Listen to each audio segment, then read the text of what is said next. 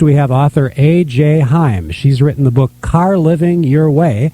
And Jane, welcome back to WHO Radio. Well, thank you, Stephen. It's a pleasure to be here. I'm just so happy that we have you on because we've been waiting for this book to come out for a long time, haven't we? Yes, we have. Just came out this last week. It's a beautiful book. It's filled with stories about folks who live in their cars, and then it gives people tips. And Jane, for some listeners, this may be a very strange subject to talk about, right? Yes, it is, but it's growing, and it's one that all your listeners need to know about. What type of person would you include in a book about car living? Well, and that's funny you asked that, because that was the most, now I've been studying this for 5 years, and that was the most surprising thing for me. My stereotype was maybe like other people's stereotype of down and out, transient, drug users, that kind of thing. Mm-hmm. And I ran into two young people in their early 20s when I was living in Oregon who were talking about living in their cars in this very upscale grocery store. And it blew my mind because they were nothing like the stereotype in my mind. And that's what led me to this.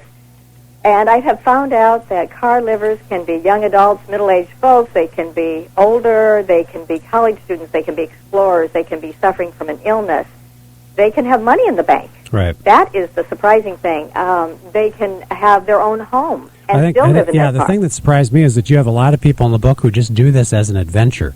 Yes. They want to escape. They want to escape possessions. They want to escape the trappings. Yes. And they just go out and sleep in the car on the street. Yes, and not just any street. I mean, they really suss out a place. College kids, you mentioned like college kids who don't have space in the dorms, maybe they sleep in the car. Apartment hunters, folks who are transferred to a new area, yes. Who need some temporary place to stay. Construction workers, yes. when they move from job to job. Yes. So people actually choose sometimes to live in cars. And that was the other thing that was surprising to me. I always thought it was something they had to do, and I have found out, at least the people that I've talked to, and I've talked to hundreds, that a majority of them have actually chosen to live in their cars. Now, sometimes the choices are not great. You know, sometimes it's living in a shelter or maybe going back home to mom, which, you know, for young man is maybe not what they want to do. So, but they actually do choose to live in their cars. Right. So maybe we have some listeners who have some car living stories as well. Oh, I hope so. Jane, you mentioned in the book famous people who have lived in their cars. Yes. I was very surprised. Probably the William Shatner thing surprised me the most. Yes, because, of course, the reason he lived in his car was a little mobile home of some sort that was very tiny, little camper. He was already famous by that point. Right, he'd done Star Trek. His Star Trek had gone on the air, was very famous, and it had been canceled and had not come back in movie form or anything like that, and he did not get any residuals from that and went through a divorce at that time. It was a very bad time for him, and he ended up living in his little camper and down and out. And then, of course, it all changed. You mentioned Colonel Sanders lived in his car at age 66? Yes. He was quite a character anyway, and how he dressed usually just threw people, but he was so determined to sell his fried chicken that he didn't have a lot of money, and he kept pushing it, and he would go from town to town living in his car pushing his fried chicken, and we all know the end of that story. Oh, gosh, isn't that amazing? Yes. So we're going to open up the phone lines now because maybe we have some listeners who have some car living stories. This could be something where you just spent one night in a car. Yes. Or maybe you lived for a longer period of time. Jane, tell us about your background. You're kind of an adventurer, aren't you? Yes, I've done lots of expeditions, and I've had some property in Illinois in fact, that's where I am right now, since 73, and I would come out here when I lived in Colorado, when I lived in Oregon, and I would drive out here, and usually I'd put up a tent, but oftentimes I would stay right in my car. And so in that respect, that is one of the definitions of staying in a car. Once you stay there and you have all the things, you have to look for food, you have to have a place to, shall we say, use the bathroom facilities, all those sort of things. Yeah. So I've actually started doing it that way. One of the biggest questions people have is about bathroom facilities, and when we come back, Jane's going to share the secret of how to live in a car and still do what you have to do as we continue on News Radio 1040 WHO. And Jane, I'm real happy to see in here that you've got WHO included because we had you on a while back, and we had some callers back then that shared some of their stories. Right, the woman who stayed overnight on the Rose Bowl parade route. That's right. Yes. And that was interesting to see that in the book you have a number of people who choose to stay overnight in their car when they're going to do something special like that, like wait for the Rose Bowl Parade or the Mardi Gras. Yes. We had friends, for instance, who, when we lived in Florida, they came down to see the space shuttle lift off. Oh. And it lifted off like at 5 in the morning or something, so they went and slept overnight on the road waiting to watch the space shuttle take off. They just stayed there all night in their car. Yes, I can understand that. But maybe instead we can talk a little bit about the type of car you'd want to live in if you had to pick a car, because Jane has a list of the 10 best cars in which to live. And Jane, some of these are probably making sense. For example, a Ford Explorer or a minivan, that type of thing. But do you have some other cars on here I'm really surprised at? A Dodge Dart? Yes, and it's a 79 Dodge Swinger. Bill Johnson is a golf pro, or was, and he is a car liver, and that was his favorite car, and he would work on organic farms for 6 months of the year or something, and then he'd go out in his car for 6 months, and that's the one he had that he loved. And he had the front seat could completely, on the passenger side, could completely go down because he was 6'1" and he needed to stretch out. And if you do across the back, it won't work. And so he somehow got that front seat at the back to go down, and then he made a bed there that was even across there, and he stretched out, and he was so proud of it. Mm-hmm. And so that was one that he liked. And did you see the 68 Plymouth Valiant? Yeah. This is the kind of thing everybody wants to sleep in. Well, those cars don't stick out, and they're not shiny new, so they look like you should look at them because they're Rio cars or something, that really old-fashioned antique cars.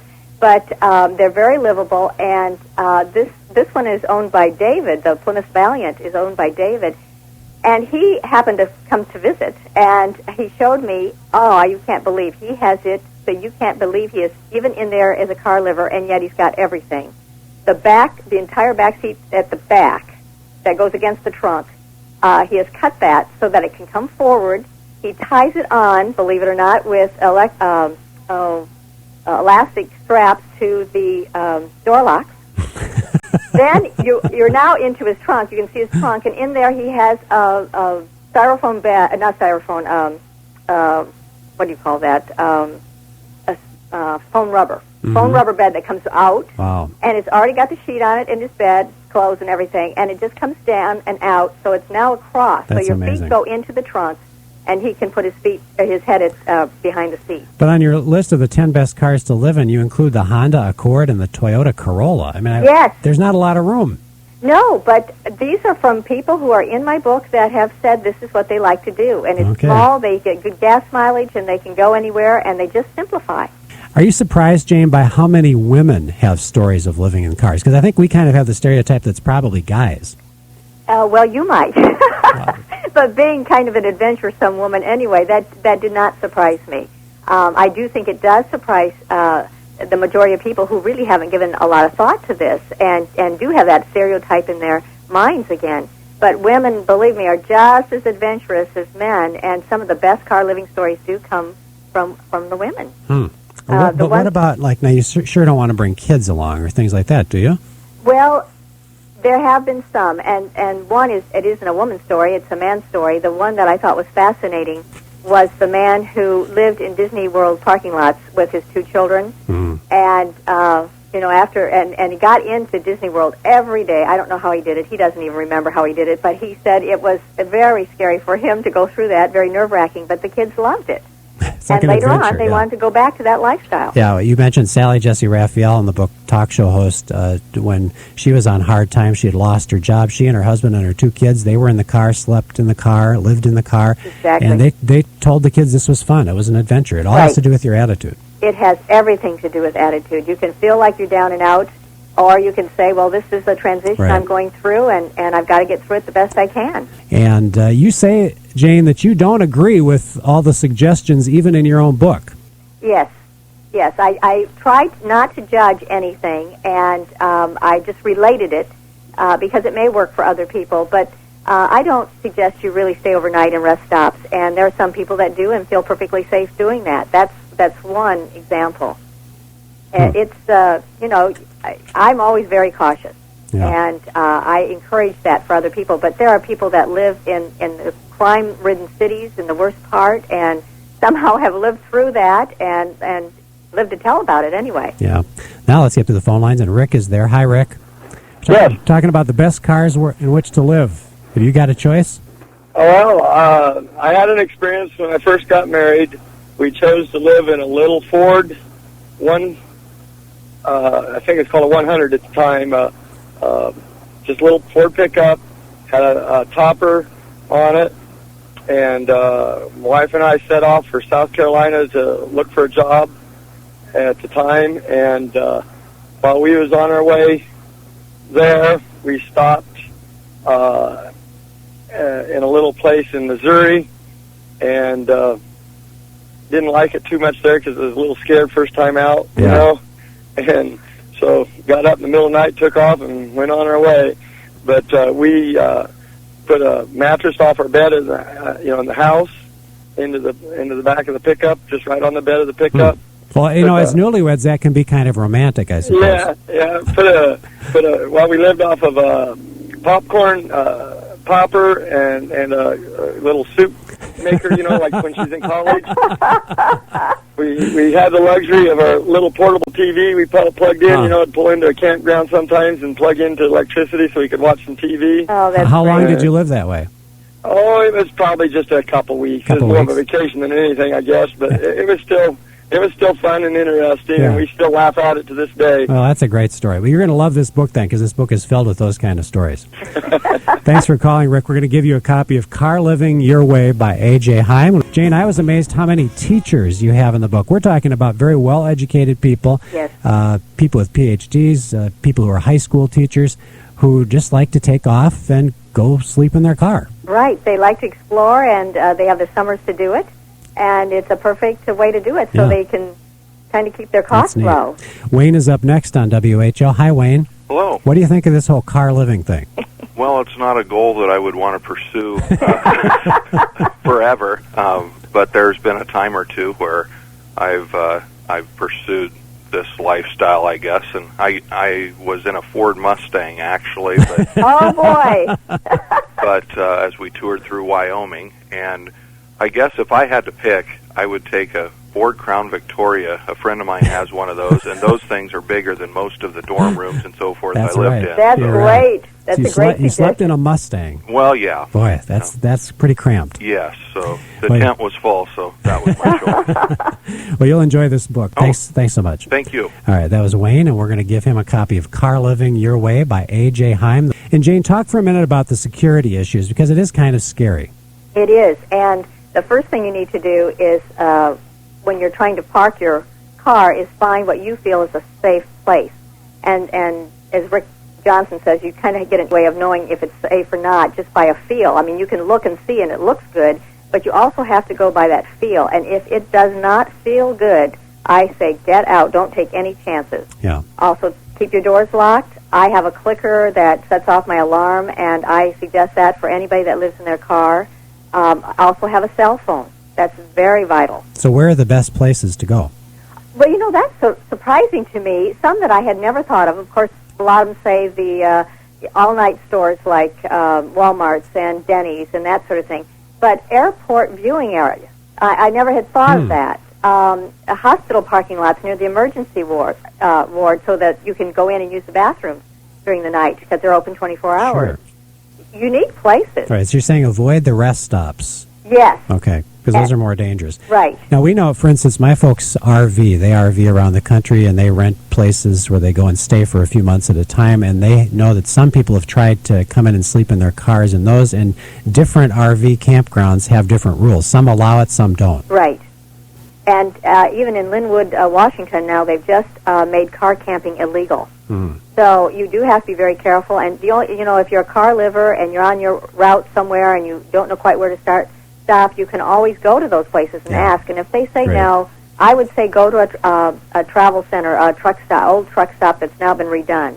Well, there have been other famous people who've lived in their cars. David Letterman, Jim Carrey. She's got some of the stories in the book. But I have to save the best question for last, Jane, and that has to do with going to the bathroom. because you were very specific in the book about how you can live in your car and still have some type of bathroom facility. Yes. Now, can we do this in a very gentle way and try to explain it to people? I will do my best. Yes, number one, try to find a bathroom outside of your car, but there are always those times when you need to go inside your car, and everyone almost unanimously said a glass jar. With a lid, and make sure it's a large one. Also, I suggest Rest Stop 1 and Rest Stop 2, which are used by utility workers. Those are actual products. They're called Rest Stop 1, Rest Stop 2, and it's something where you can actually, do what you need to do into some type of a bag, and then that takes care of it. Right. It goes in. It turns everything into a gel, and actually the utility workers just throw it away in any trash bin. And I would also suggest a small shovel. Small shovel. Just have that in your car in case. Oh, some of the stories you tell in the book, the descriptions are very specific, and it's probably more than we want to do here on the radio. Exactly. But it's a great book. It's called Car Living Your Way, and thanks so much, Jane, for sharing this with us. I appreciate it.